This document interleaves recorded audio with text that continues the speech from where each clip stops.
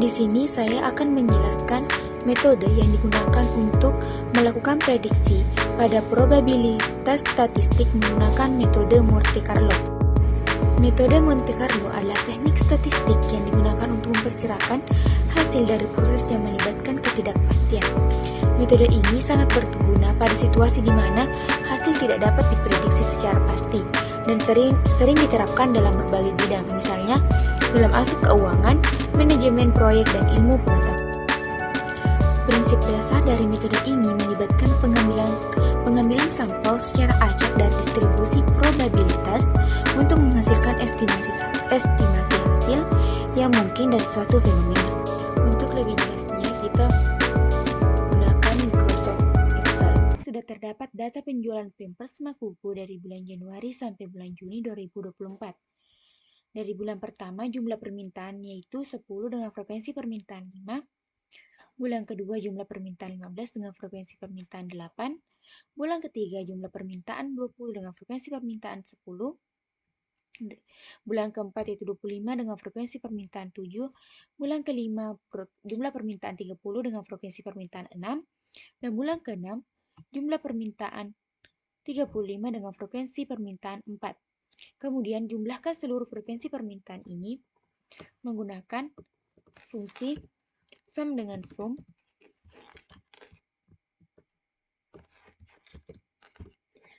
menghasilkan jumlah 40. Kemudian selanjutnya yaitu tentukan distribusi densitas. Tiap-tiap frekuensi permintaan per bulannya kita bandingkan dengan jumlah permintaannya. Karena di sini frekuensi permintaan berada di kolom C dan baris keempat, maka kita tulis sum dengan C4 dengan perbandingan yaitu berada pada baris 10 dan kolom C, maka kita kunci kolom C di baris 10. Kemudian tab. Lalu tarik ke bawah. Kemudian selanjutnya yaitu tentukan distribusi kumulatif. Nilai pertama sama dengan nilai pertama pada distribusi densitas. Karena berada pada kolom D dan baris keempat, maka tulis sama dengan D4. Nilai kedua kita tambahkan nilai pertama dengan nilai kedua. Karena berada pada kolom E dan karena nilai pertama berada pada kolom E dan baris keempat, maka sama dengan E4 ditambahkan dengan nilai kedua yaitu berada pada kolom D baris kelima. Kemudian tarik ke bawah.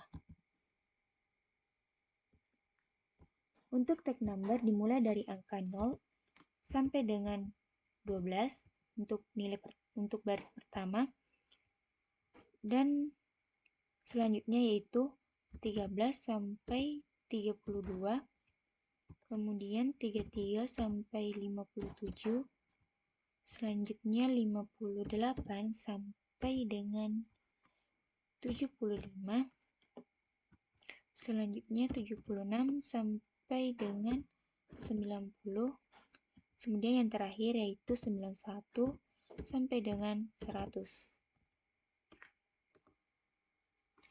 Selanjutnya untuk nilai random kita menggunakan fungsi sama dengan run.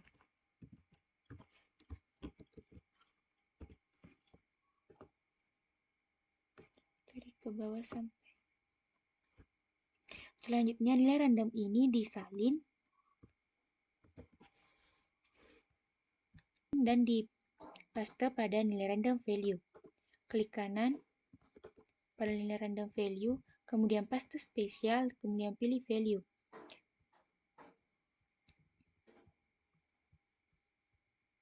Kemudian tabel kali 100 ini yaitu nilai random value dikali dengan 100. Karena nilai random value ini berada di kolom C dan baris 14, maka sama dengan C14 dikali dengan 100. Kemudian tarik ke bawah.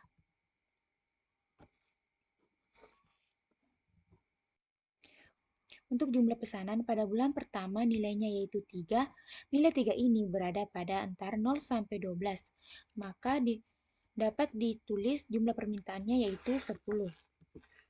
Kemudian selanjutnya yaitu 86. 86 ini berada di antara 76 sampai 90, maka jumlah pesanan yaitu 30.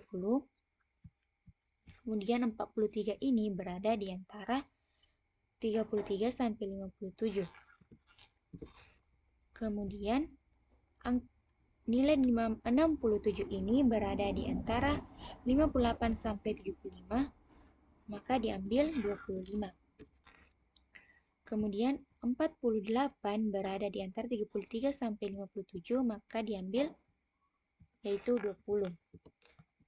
25 ini berada di antara 13 sampai 32, maka yang diambil yaitu 15. Kemudian 72 ini berada di antara 58 sampai 75, sehingga diambil 25.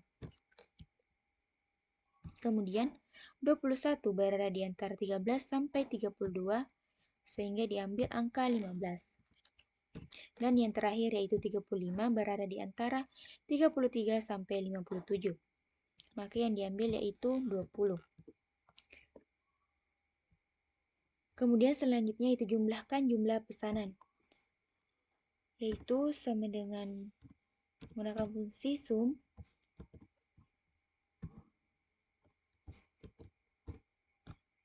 Jadi dapat kita simpulkan jumlah permintaan untuk 9 bulan ke depan yaitu 180.